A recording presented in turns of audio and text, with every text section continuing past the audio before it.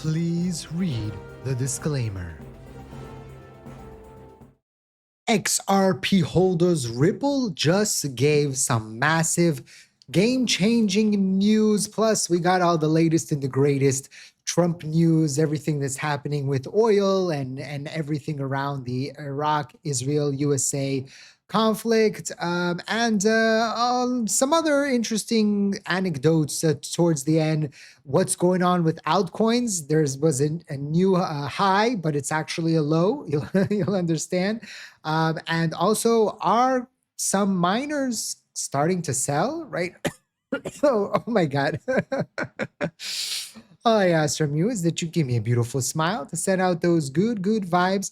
Smishity smash that like button. You guys have been doing amazing with the like buttons recently. Let's try to get at least 1,000 likes on this video. Let's get into it. So currently XRP is sitting at $1.36, down minus 1.88% on the day. It was actually down a little bit lower.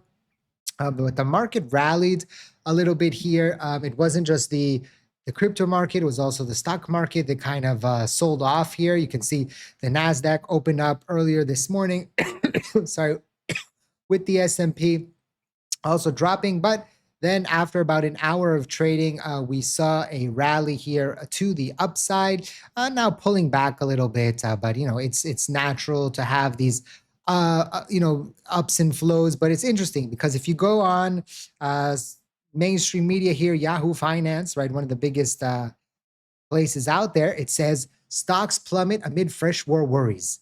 Even if I refresh it, maybe it's going to change.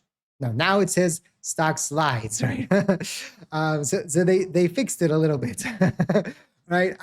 But this is how it is. There's a lot of fear right now. And even if you go and you look at the VIX, right, which tells us the fear and greed kind of, it's called the fear factor, the volatility index, right? It was up all the way at 28, and now it's back down to 22. So it had a significant drop here, about 18% in 4 hours. So that's a big amount of fear that was reduced. In the morning, there was all these headlines about situation in the Strait of Hormuz, and that Iraq shut down oil production at Rumelia, and the world's second largest oil field, and that Iran was attacking all kinds of oil fields and oil infrastructure. And so this was creating a little bit of a fear in the markets. And so after yesterday, where we saw the markets be okay, today they started off not great. You can see most of the sell-off that we had here for XRP last night or yesterday basically sold off. We go to Bitcoin, it's actually almost at the same level. So that's interesting. Bitcoin showing in this 2-day time frame a little bit more strength than XRP. And Ethereum is kind of mid, right? But XRP kind of sold off most of the run-up that it had there. And you can see XRP is down about 2%, Ethereum 2%. I don't know what happened here to the Solana graph. It's really weird. I don't know what happened here. I'll maybe change it out or something. That's weird, strange. We can see maybe on the bubbles, right? Where's Solana down 2.8% on the day, right? So, and you can see XRP 2.8 as well. So it's about the same level here of a pullback for XRP and Solana. And so it will be very interesting to see what happens with the markets in the next 24, 48 hours. Today there was a few sirens here today, but nothing too wild, right? According to what we're hearing, there's a high probability that the amount will be less and less as the days go on. We'll see. But this could take a few weeks or maybe a month, 5 weeks, who knows how long it could take. So we're going to ride it out as always. I just want to remind you that this video is for educational purposes, for entertainment purposes only, not financial advice. Always do your own due diligence before you decide to invest. Also, remember that I will never contact you on social media asking you to sign up to anything, to send me anything. Those are scammers, those are imposters. I will never DM you. I will never ask you to do anything or ask you what exchanges you're signed up to or all kinds of things like that. I won't ask you for any money. Those are scammers, okay? People have fallen for this before. Please be very careful out there, okay? So it will be very interesting to see where the markets go. Now, you can take advantage of the markets, ups and downs. If you are interested, our partner BTCC, I got the swag, right? We'll give you 30% deposit bonus once you sign up using my link. Other places will give you 10%, different, right?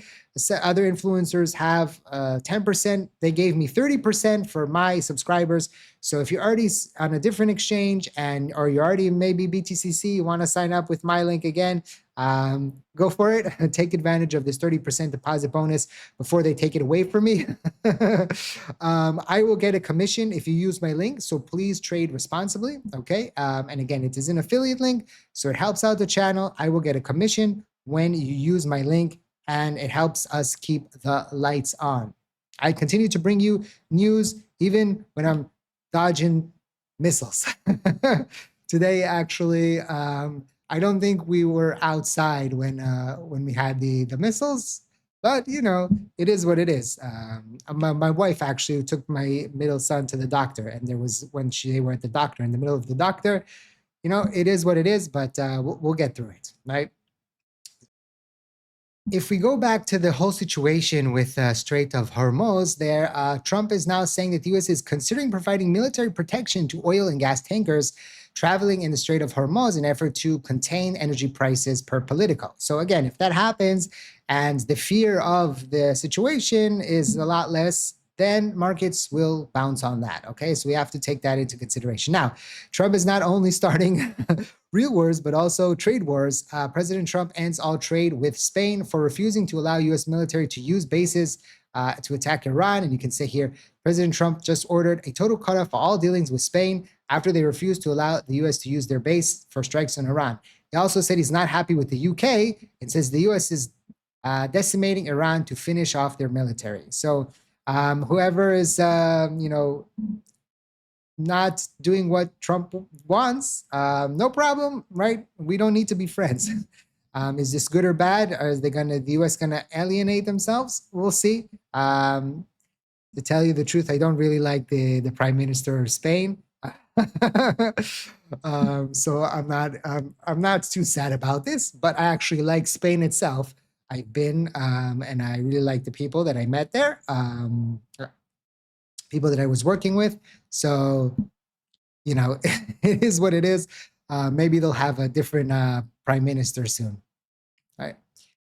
So Ripple came out with a very big announcement here. Ripple payment now gives businesses everything they need to move money globally across fiat and digital rails in one place: collect, hold, exchange, and pay out in both fiat and stablecoins. Managed custody, unified collection, advanced liquidity, 100 billion plus process, 60 market, 75 license. Corpay, Amina Bank, Banco Genial, MassPay, and more are already building on it. This is enterprise-ready on-chain finance. And we've talked about this before, how potential of the movement of massive liquidity onto Ripple rails, or however they want to call it, Ripple payments, and the potential of flow on XRPL that would potentially benefit XRP. Again, I keep saying potentially because we don't know how it actually is going to work, how XRP, we know theoretically, but we don't know exactly how it's going to play out. So again, I'm still very, very positive on everything XRP long-term. But again, price action short-term, I know a lot of you like, Avi, you say amazing news, but you know the price action is still weak. Again, this is what we're talking about now with Ripple is more down the line. This is news for 2 years, 3 years, 4 years, 5 years down the line. What's suppressing now the price of XRP is geopolitical things, is the Clarity Act, which isn't passed yet, okay? And all these things, short-term, are pushing things down, right? So you can say, oh, maybe there's like a stock or company that in 4 or 5 years could be the biggest stock in the world. People are already talking about it, but right now it's kind of, people are still sleeping on it. Usually that doesn't happen.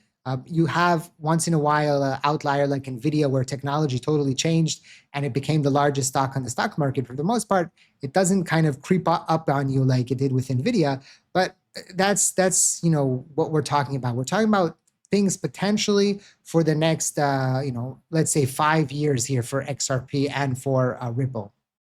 And you can see here this graphic potentially here with, can see adding custody, virtual accounts, and unified fiat stablecoin rails. The firm says now have 60 plus markets and process over 100 billion. And you can see stablecoin access, on-off ramps, virtual accounts and wallets, payment processing, payment orchestration, custody, payment networks, wallet as a service, and blockchain. So you can have all these potential things, and we'll see down the line how that will affect XRP's price in the future. Okay. CFTC Chair Mike Selig says the U.S. plans to approve crypto perpetual futures within the next month. So we talked about CME this morning. We're talking now of potential perpetual futures through CFTC. I wonder how they're going to do this. If Clarity Act is not passed, then do they know what's a security, what's a commodity? I don't know, but we'll get there. We'll get there, right? And so this is something that we talked about this morning about the Iranians. And interestingly, Iranians are actually buying Bitcoin en mass withdrawing it into self-custody. So this is their flight to safety, right? It's hard to potentially, you don't know what's going to happen with their government and the whole situation. So they're purchasing Bitcoin. Remember, their money is in a terrible state. They're purchasing crypto, transferring it to wallets off of exchanges. And then if they need to leave, let's say they become refugees or something happens, then they can take it with them. If they need to buy, physical gold or silver, maybe they can through their accounts, right? Their bank accounts, trading accounts, but they can buy crypto if they, all you need is a VPN and a wallet and to sign up, or you can through, swaps, right? So it will be very interesting to see how this is going to affect the price of crypto as the conflict moves on. This was something that I saw.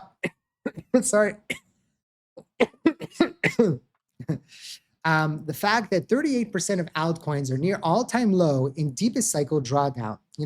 We've talked about this in the past. You can see here, alert, 38% of altcoins are now trading near their all-time lows, worse than the post-FTX period. In the past, we've talked about this, how if you go back and you look at cycles, each cycle before, there were a lot of assets that didn't come back, right? The values were diminished, the communities left, the hype died off, and now we're seeing this happening. The big dogs are holding for the most part, right? The top 10, the top 20, the top 50, but under that, it's hard. And when there's not a lot of money, right? So what happens? People start consolidating. They sell their assets. If you remember a while back, a different YouTuber was like, I sold most of my assets and consolidated into about 10 different cryptos. And that's what a lot of people are doing because they don't know what's going to happen. And then potentially in the future, they can unconsolidate it. And so this is what's happening. And this is, again, one of the indicators that are telling us that we are in a bear market, right? And so that's why I'm very, very optimistic about the future, because we're having a lot of good news happen, and yet we are still at a very weak point in the crypto cycle, in the crypto market. Will these 38%, will all of them recover? Probably not.